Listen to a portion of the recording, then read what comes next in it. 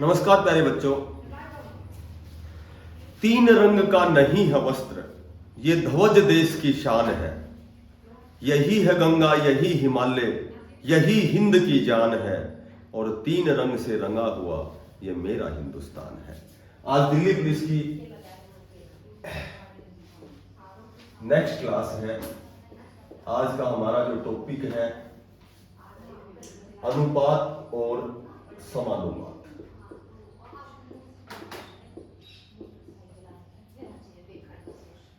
Ratio and proportion.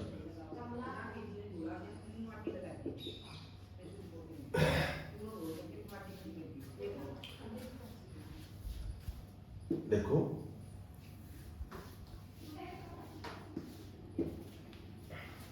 इसमें इस तरह के क्वेश्चन आते हैं कि A अनुपात B हमें दिया गया है 2 अनुपात 3, B अनुपात C दिया गया है 1.4। हमें निकालना है A अनुपात B अनुपात C का मान। A की जगह लिखेंगे हम 2, B की जगह लिखेंगे 3, B की जगह लिखेंगे 1 और C की जगह लिखेंगे 4। एक तो इसको ऐसे क्रॉस कर सकते हो, एक ये 3 इधर है तो इधर भी 3 लिख दो, 1 है तो इधर भी 1 लिख दो। इन दोनों को गुणा करो, 2 3 1 से करेंगे 3 और 3 चौका 12। तो A अनुपात B अनुपात C 2 अनुपात 3 अनुपात 12। ये ध्यान रखना है कि जब तक तीनों एक ही संख्या से नहीं कटते इसको नहीं काटना है। यदि मैं कहूं कि A अनुपात C का मान बताओ तो A की जगह लिखोगे 2, C की जगह 12। अब इसको काटोगे। रेशो का मतलब ये होता है कि सहवादी संख्याओं में उनको डिनोट करना। अब मैं कहूं कि C अनुपात D दे रखा है 3 अनुपात 2, A अनुपात B अनुपात C अनुपात D। A की जगह लिखेंगे 2, B की जगह लिखेंगे 3, C की जगह लिखेंगे 1, D की जगह लिखेंगे 4 और फिर यहाँ C की जगह लिखेंगे 3 और D की जगह लिखेंगे 2।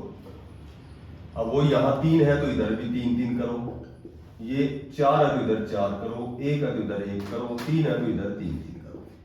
इनको गुणा करो, 3 दूनी 6, 9 12 दिया 36 और 4 दिया 12 दूनी 24। अब ये 3 से कट रहे हैं तो इसको और काटो, 3 दूनी 6, 3 दिया 9, 12 दिया 36 और 8 दिया 24।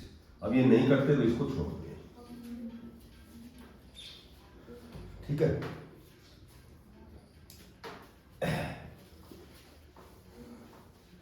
एक इस तरह क्वेश्चन आए, 3A बराबर 4B और बराबर 5C। हमें निकालना है A अनुपात B अनुपात C का मान। ठीक है। तो ये जो ये दो गुणा में होते हैं, ये 3 और A आपस में गुणा में है। इसको हम इस तरह लिख सकते हैं कि 3A बराबर 4B और 4B बराबर 5C। यहाँ A का मान हो गया हमारे पास 4, B का मान हो गया हमारे पास 3, यहाँ B का मान हो गया हमारे पास 5 और C का मान हो गया हमारे पास 4। और बस यहाँ पुट कर दो। A की जगह लिखिए क्योंकि A ये तो आपस में गुणा में है। A का मान ये होता है, B का मान ये होता है। A की जगह लिखेंगे 4, B की जगह 3, फिर B की जगह 5 और C की जगह 4। यहाँ 3 है इधर 3 करो, ये 5 है इधर 5 करो, इन दोनों को गुणा करो। 5 चौका 20, 5 दिया 15 और 4 दिया 12। तो यहाँ ABC आ गया 20 अनुपात 15 अनुपात 12।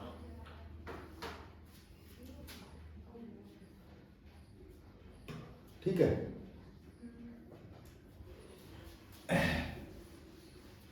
एक इस तरह के क्वेश्चन आए कि M अनुपात N ये बराबर में दिया गया है 3 अनुपात 2। तो हमें मान निकालना है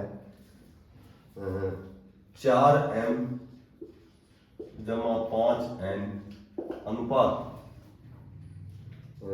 4M माइनस 5N इसका मान।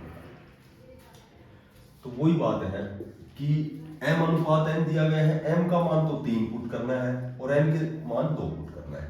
ये आपस में गुणा में है तो 4 को गुणा करो। M की वैल्यू क्या हमारे पास 3, ठीक है। N की वैल्यू क्या हमारे पास 2 अनुपात M का मान है 3 और N का मान है 2। तो ये आ गया 4 तिया 12, 5 दूनी 10, 22, 4 तिया 12 में 10 घटाओगे 2, तो इसका आंसर आ जाएगा 11:1। ठीक है।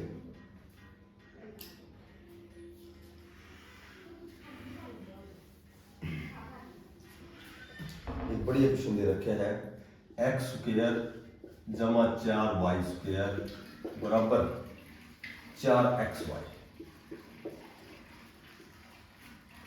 हमें x अनुपात y बताना है, इसका मान। तो जब भी मैंने बता रखा है मैथमेटिक्स में बराबर का निशान आता है तो केवल और केवल ऑप्शन का प्रयोग सबसे बेस्ट होता है, ऑप्शन का प्रयोग ही बेस्ट होता है। अब x अनुपात y है तो ये 4 ऑप्शन है, पहला मान x का रहेगा, दूसरा y का रहेगा। जैसे मान लो बी ऑप्शन उठाया हमने, x की जगह 2 रखेंगे, y की जगह 1 रखेंगे, क्योंकि x अनुपात y पूछा है। यदि y अनुपात x पूछते तो पहला मान y का होता, दूसरा x का होता है। पहले x का रहेगा, दूसरा y का रहेगा। तो x की जगह यदि 2 रखोगे और y की जगह यदि 1 रखोगे और ये आपस में गुणा में तीनों, तो 4x की वैल्यू 2, y की वैल्यू 1। यदि दोनों पक्ष बराबर है तो हमारा ऑप्शन करेक्ट है, अदरवाइज गलत है। 2 का वर्ग 4, 1 का वर्ग 1, 4 एकम 4 और 4 दूनी 8, यानी कि दोनों पक्ष बराबर है तो हमारा ऑप्शन, हमारा जो x अनुपात y का मान है वो 2:1 है।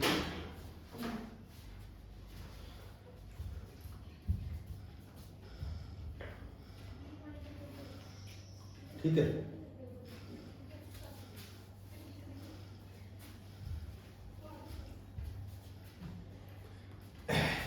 a जमा b अनुपात b जमा c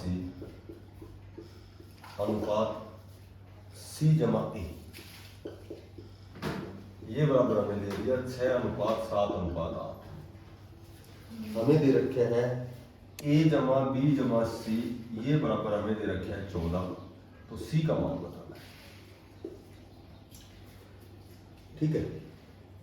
तो मोटी बात यह है जब a b c का मान 14 है तो c का मान निकालना है, और ये a और b को जोड़ते हैं, b और c को जोड़ते हैं, c और a को जोड़ते हैं, तो ये 6, 7 और 8 के रेशियो में आते हैं। मोटी बात यह है कि a जमा b तो यहाँ 6x है, b जमा c ये यहाँ 7x में है, और c प्लस a ये यहाँ 8x में है। यदि हम जोड़ते हैं इनको आपस में तो कैसे जोड़ेंगे? a जमा b जमा b जमा c और जमा c जमा a, ये बराबर हो गया 6x प्लस 7x और प्लस 8x। ठीक है। x इसलिए ले लिया कि कोई कॉमन संख्या जो तीनों को काट रही है एक ही संख्या से, वो x से कट रहे हैं। ये 7 से भी कट हो सकता है कि इनका रेशियो ये 12, 14, 16 हो सकता है, तो 2 से काटेंगे तो संख्या 12, 2 7 14, 2 8 16, तो वो 2 से अब हमें नहीं पता ये किससे कट रहा है, इसलिए हमने वो कॉमन संख्या x मान ली। a कितनी बार है? 2 पर, b 2 पर और c 2 पर।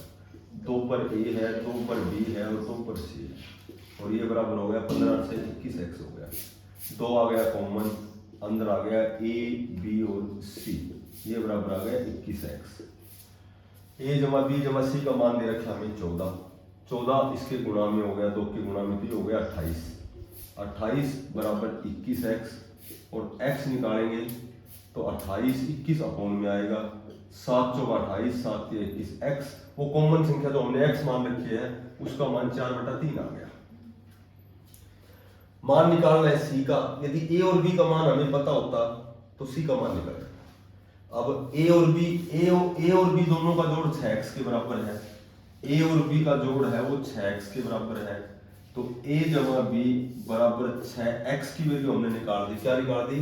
4/3, 3 दूनी 6, यानी कि a और b दोनों का जोड़ 4 दूनी 8 है, इन दोनों का जोड़ 8 है, तीनों का जोड़ 14 है, तो c का मान कैसे निकालेंगे? ये 8 जो है ये घटा देंगे, तो c का मान आ जाएगा।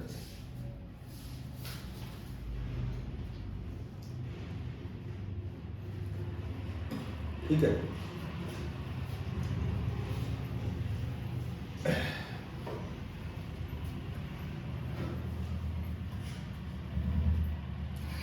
एक है कि जैसे मैं कहूँ कि 0.75 अनुपात यहाँ दे दिया प्रश्नवाचक, ठीक है। तो समान अनुपात 5:8, ये 0.75 है, इसको हम अपॉन 100 कर सकते हैं। और ये अनुपात का मतलब अपॉन होता है, प्रश्नवाचक है, इसको हम x से मान लेते हैं, इसको x से रिप्रेजेंट करते हैं। और ये बराबर हो गया 5/8, 25 × 75 और 25 × 100, ये आ गया 3/4x बराबर 5/8। और इसको क्रॉस मल्टीप्लाई करेंगे, 5 चौका 20x बराबर 8 या 24, और x का मान आ जाएगा 24/20, यानी कि 12/10, और 1 0 नीचे तो 1 अंक छोड़ के दशमलव हो जाएगा। तो ये प्रश्नवाचक x का मान आ जाएगा 1.2, ठीक है।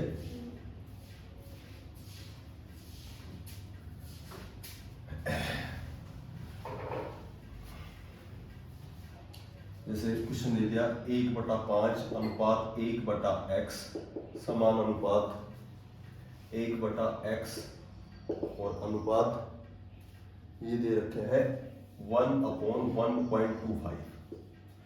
तो अनुपात का मतलब अपॉन होता है, 1/5 अपॉन 1/x, समानुपात का मतलब बराबर होता है 1/x अनुपात 1/1.25। अब दोहरा बटा ऊपर नीचे हो जाएंगे, 1/5 है, ये x ऊपर चला जाएगा, ठीक है।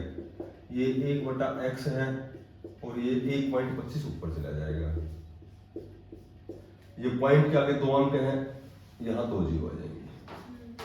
x/5 बराबर 125/100x, और इसको जब हम आर पार गुणा करेंगे या इसको काट लो, 25 पंजे 125, 25 चौका 100, तो ये 4x को x से करेंगे तो 4x², 5 को 5 से करेंगे 25, x² बराबर 25/4, और ये स्क्वायर ये अंडररूट में जाएगा 5/2, तो इसको 2.5 भी लिख सकते हो और 5/2 क्लियर।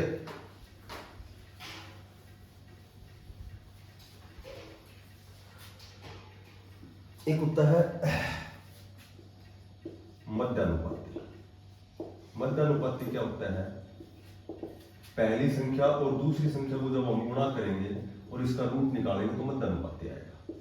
फिर दे रखे है तृतीयानुपाती, और तृतीयानुपाती क्या होता है कि दूसरी को 2 बार गुणा करेंगे और पहली का भाग देंगे। और फिर होता है चतुर्थानुपाती। चतुर्थानुपाती क्या होता है, दूसरी को तीसरी से गुणा करेंगे और पहली का भाग देंगे, ठीक है। इसमें क्वेश्चन ऐसे आता है कि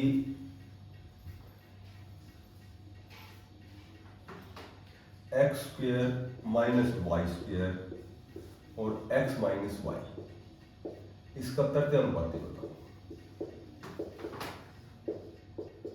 तो ये कैसे बताएंगे कि तृतीयानुपाती जो होती है वो दूसरी को 2 पर गुणा और पहली का भाग देंगे। दूसरी ये है हमारे पास, x माइनस y दूसरी ही संख्या हो गई, तो इसको तो 2 पर गुणा करो और पहली का भाग देंगे, x² माइनस y² का भाग देंगे। और हमें पता है कि a² माइनस b² क्या होता है, ये होता है a माइनस b और a प्लस b, ठीक है। तो इसकी जगह हम लिख सकते हैं x माइनस y और x प्लस y। अब x माइनस y से x माइनस y कैंसिल, ऊपर क्या बच गया हमारे पास और नीचे क्या बच गया, ये हो गया इसका तृतीयानुपात। इसमें ये 2 याद रख लेना कि a की 3 प्लस जो b की 3 है ये होता है a जमा b, ठीक है।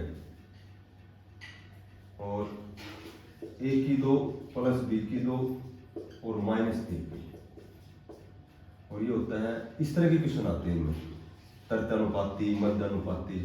तो a माइनस b ये होता है a की 2 जमा b की 2 और प्लस 1b। जैसे ये a की 2 माइनस b की 2 यदि याद है तो तुरंत सोल्व हो जाएगा। उसी तरह a की 3 प्लस b की 3 में यहाँ माइनस आएगा और a की 3 माइनस b की 3 में ये तीनों प्लस जाएंगे,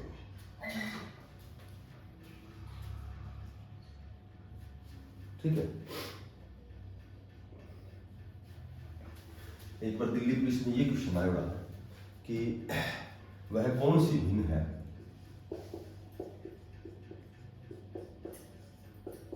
वह कौन सी भिन्न है जिसका 1/27 के साथ वही अनुपात है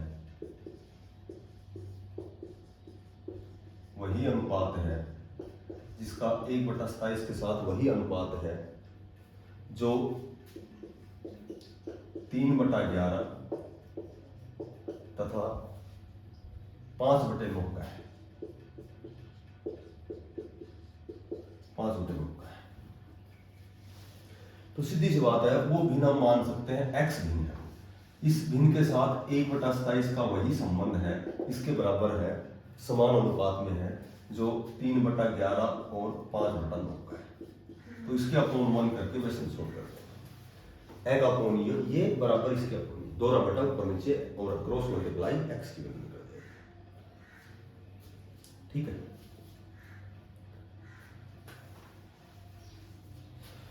एक सिक्कों पे क्वेश्चन आता है, जैसे एक थैले में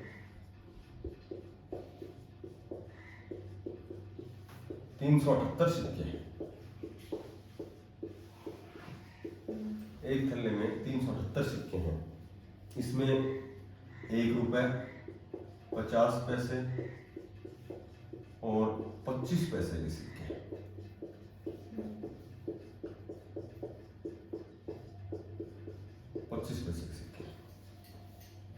इनके जो मूल्य है, मूल्यों का अनुपात दे रखे हैं, जो सिक्के हैं इनके मूल्यों का अनुपात दे रखे हैं 13:11:7 है। तो ये पूछेंगे 50 पैसे के सिक्कों की संख्या क्या है। 50 पैसे के सिक्कों की संख्या क्या है। सुनो, एक तो ये ध्यान रखना है कि जब भी यहां सिक्के दिए गए हैं तो अनुपात मूल्यों का दिया जाता है। यदि मूल्य दिया गया है तो अनुपात सिक्कों का, इससे उल्टा दिया जाता है ताकि वो चेंज करना पड़े। और चेंज कैसे करेंगे, मान लीजिए तुम्हारे पास 10 अठन्नी है, सिक्के अठन्नी यानी 50 पैसे के सिक्के 10 अठन्नी है, और मैं कहूंगी मूल्य कितना हो गया, तो तुम कहोगे 5 रुपए। यदि मैं कहूंगी तुम्हारे पास जो मूल्य या रुपए है, मैं कहूंगी 10 रुपए है, तो 25 पैसे के सिक्के कितने हो गए, तो तुम कहोगे 1 रुपए में 25 पैसे के 4 सिक्के होते हैं, तो तुम कहोगे 40 सिक्के।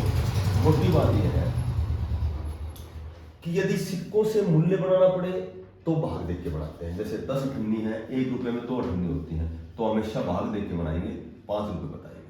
यदि मूल्य दिया गया है रुपए है, तुम्हारे पास मूल्य 10 है, इसके सिक्के या तो 50 पैसे के पूछेंगे, या 25 पैसे के, या 20 पैसे के। अब 25 पैसे के सिक्के पूछे हैं, 1 रुपए में 25 पैसे यानी 54 4 होती है, तो सिक्के हम बनाएंगे गुणा करके।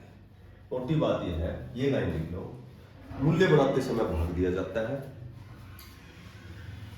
मूल्य बनाते समय भाग दिया जाता है, और सिक्के बनाते समय गुणा किया जाता है।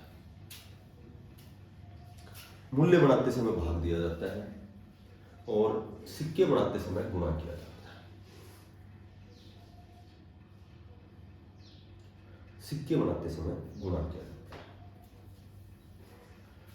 अब देखो, सिक्के दे रखे हैं 378, अनुपात दे रखे है मूल्यों का, और जो मूल्यों का अनुपात दे रखा है ये एक तो 1 रुपए का सिक्के हैं, एक 50 पैसे के सिक्के हैं, और एक 25 पैसे के सिक्के हैं।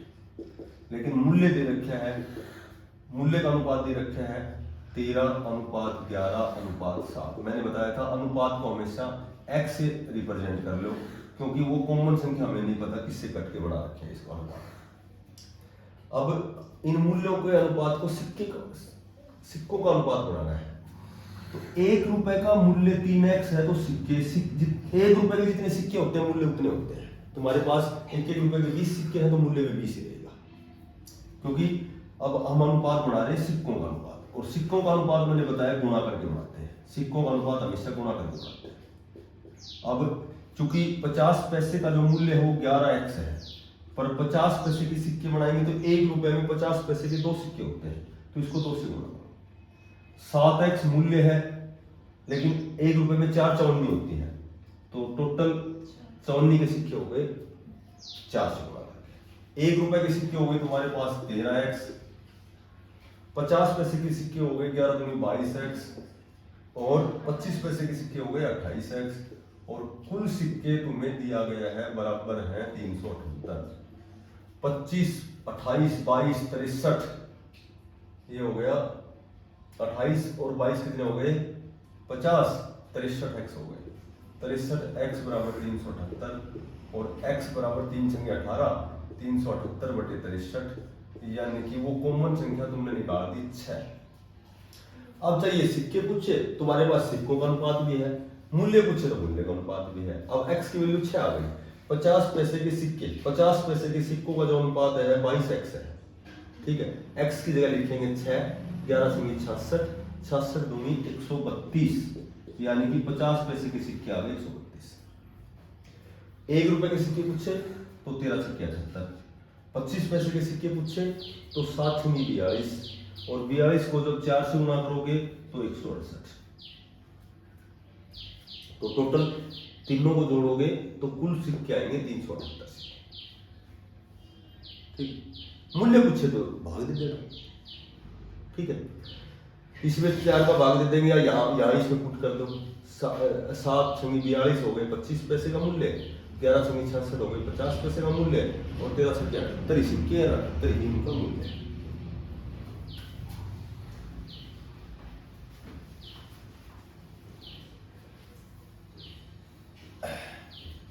एक क्वेश्चन दे रखे हैं, दो संख्याओं का अंतर।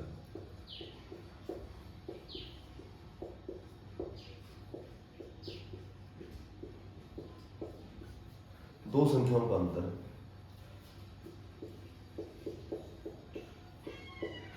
योगफल तथा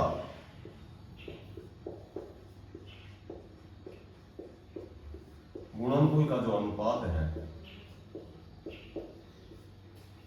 गुणनफल का जो अनुपात है वो 1:7:24 है, ठीक है। तो इन संख्याओं का गुणनफल क्या है?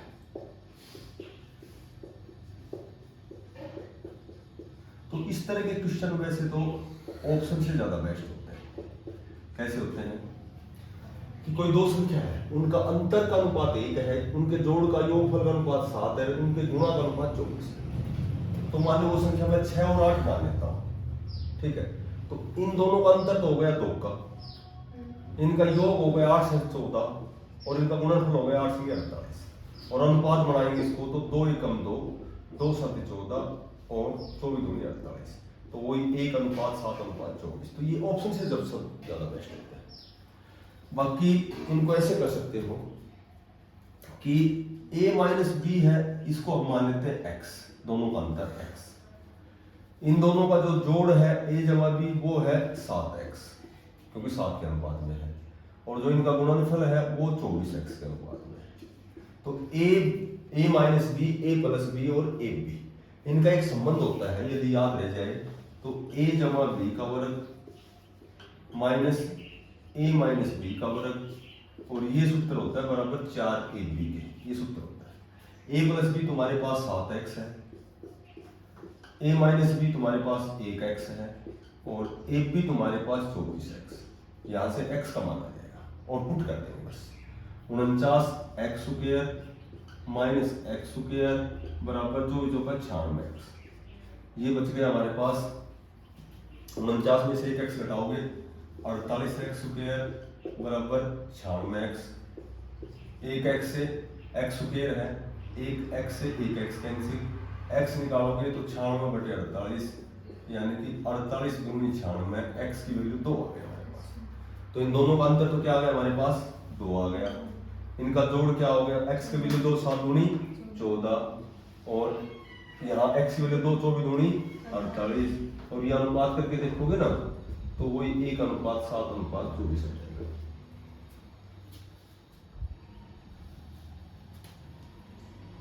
ठीक है। और पूछा क्या है इसमें संख्याओं का गुणनफल। संख्या कैसे निकालोगे?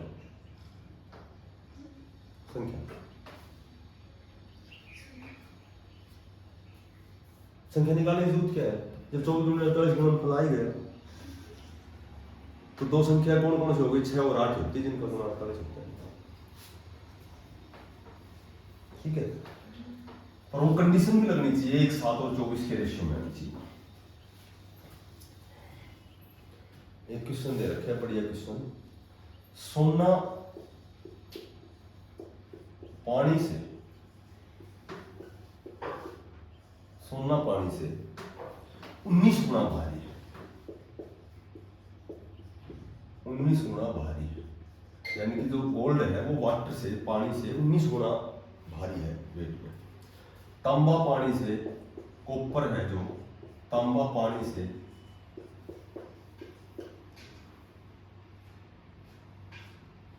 9 गुना भारी है। 9 गुना भारी है।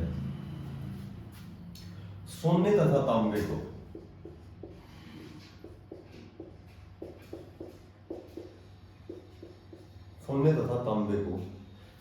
किस अनुपात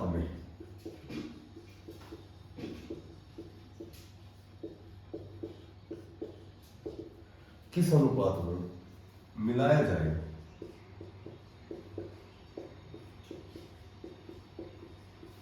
किस अनुपात में मिलाया जाए कि इस प्रकार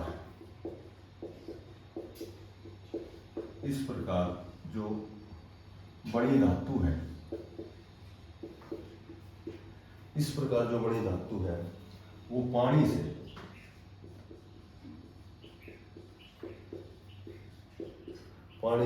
16 गुना भारी। देखो, पानी, वाटर, इसको W से रिप्रेजेंट करो। उसके बाद जो सोना है उसको गोल्ड से रिप्रेजेंट करो। तांबा है इसको कॉपर से। अब ये कह रहा है कि सोना जो है, गोल्ड है, G बराबर है, वो पानी से 19 गुना भारी है, तो 19W बराबर G हो गया। ठीक है, तांबा है C बराबर है, ये पानी से 9 गुना भारी है, 9W हो गया। और सोने और तांबे को किस अनुपात में मिलाया जाए कि इस प्रकार बनी धातु पानी से 16 गुना भारी हो जाए? जो धातु है, कोई भी जो धातु बनेगी वो 16W हो जाएगी, पानी से 16 गुना भारी हो जाएगी। मान लो 1 ग्राम सोना है, ठीक है, 1 ग्राम सोना है, और इसमें हम X ग्राम तांबा मिलाते हैं। सोने में तांबा मिलाना है, X ग्राम तांबा मिलाते हैं, तो जो धातु बनेगी वो क्या बन जाएगी? धातु वो बन जाएगी 1 + X ग्राम बन जाएगी, क्योंकि 1 ग्राम सोने में X ग्राम तांबा मिला दिया, तो कितनी बन गई है? 1 + X ग्राम। अब ये क्या कहता है कि सोना, ये तो सोना हो गया 19W के बराबर, ठीक है, और ये तांबा हो गया 9 गुना भारी है पानी से, वाटर से। और जो धातु बन गई वो क्या बन गई? 1 + X ग्राम धातु बन गई। ये कितनी है? ये पानी से 16।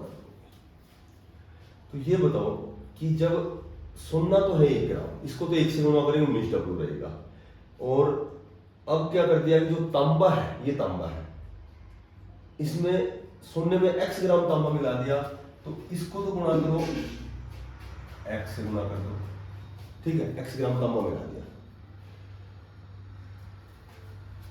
19W बराबर 9WX बराबर 16W को 1 से करेंगे तो 16W + 16WX। 9WX इधर जाएगा, जमा का इधर माइनस का हो जाएगा।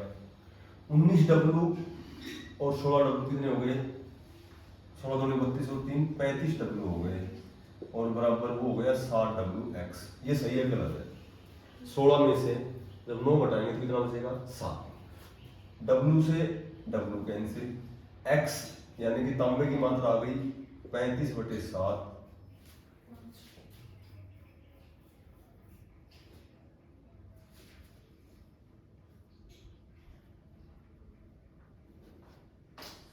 ये 16W इधर आएगा, ये जमा है ना, इधर आएगा 19W इस साइड, तो ये 3W बन जाएगा। ठीक है, तो ये बाई W x बराबर आ गया ये 3/7। x की वैल्यू क्या आ गई 3/7। अब हमें निकालना है सोना और तांबा का अनुपात। सोना अनुपात तांबा, सोना 1 ग्राम है और तांबा कितना है 3/7 ग्राम है, तो एलसीएम आ गया 7:3, यानी कि सोने और तांबे का अनुपात 7:3 है। इस टॉपिक में एक लास्ट क्वेश्चन है, छोटा सा क्वेश्चन, ठीक है।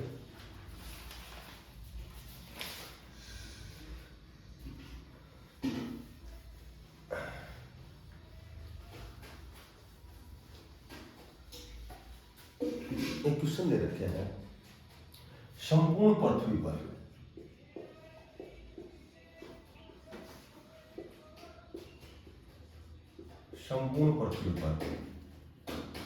थल तथा पानी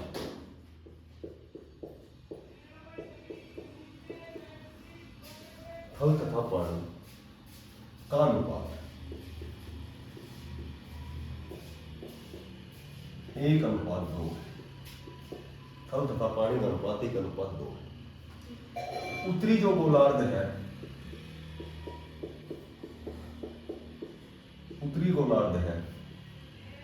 इस पर अनुपात, इस पर जो थल और पानी का जो अनुपात है ये दे रखे हैं 2:3। तो हमें दक्षिणी जो गोलार्ध नीचे वाला जो है उसका थल और पानी का अनुपात बताना है। तो बिल्कुल इजी सा क्वेश्चन है। ये पूरी पृथ्वी हो गई, ये ऊपर वाला उत्तरी गोलार्ध हो गया, ठीक है, और नीचे वाला ये दक्षिणी गोलार्ध हो गया, और ये नीचे वाले का बताना है। पूरे का भी, पूरी पृथ्वी का भी है, उत्तरी का भी है। तो पूरी पृथ्वी में से जो उत्तरी गोलार्ध का घटा देंगे तो ये निकल जाएगा। पृथ्वी जो है, संपूर्ण पृथ्वी है, इसका तो हम मान लेते हैं, इसका क्षेत्रफल मान लेते हैं a वर्ग किलोमीटर है, और उत्तरी का कितना हो गया, उत्तरी गोलार्ध का क्षेत्रफल आधे का कितना हो गया a/2, और दक्षिणी का आधा जो बच गया उसका क्या हो गया क्षेत्रफल a/2।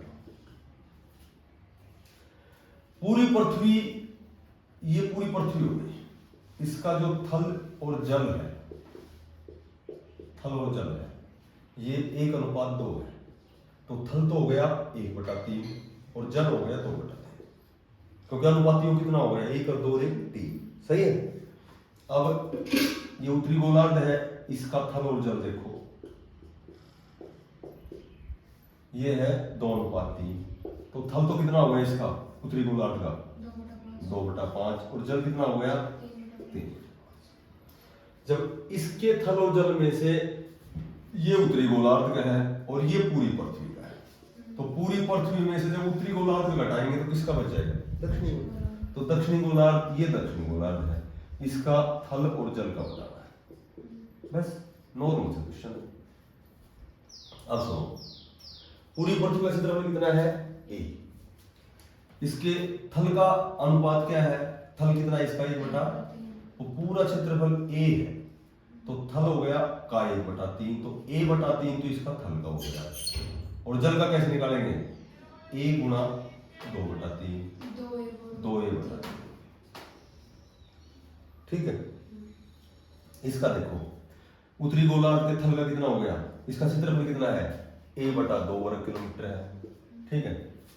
तो थल का कैसे निकालेंगे, a/2 गुणा किससे गुणा करेंगे इसको, 2/5 से, तो इसका आ गया a/5, ठीक है। इसका क्षेत्रफल a/2 और थल का, जल का कितना है, तो ये कितना आ गया 3a, बस हो गया।